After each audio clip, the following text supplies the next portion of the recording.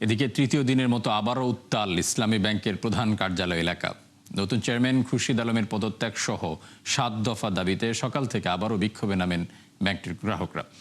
সচেতন গ্রাহক ফোরামের ব্যানারে মানববন্ধনের মাধ্যমে শুরু হয় কর্মসূচি, পরে তা বিক্ষোভ মিছিলে রূপ নেয়।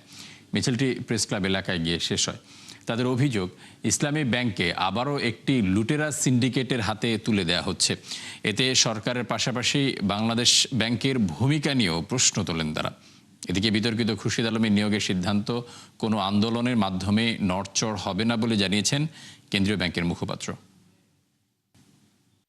যদি স্থায়ী ব্যাংকের অবৈধ চেয়ারম্যান ব্যাংক টাওয়ারে আসেন, কোন বোর্ড মিটিং করেন, তাহলে তাৎক্ষণিকভাবে সচেতন গ্রাহক যারা আছেন তারা সেখানে যাবেন, তাদের দাবি আদায়ের ব্যবস্থা করবে।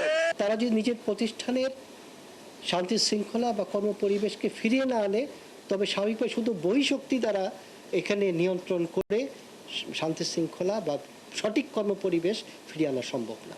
তাদেরকে স্ব উদ্যোগে এখানে কর্মপরিবেশ ফিরে আনতে হবে।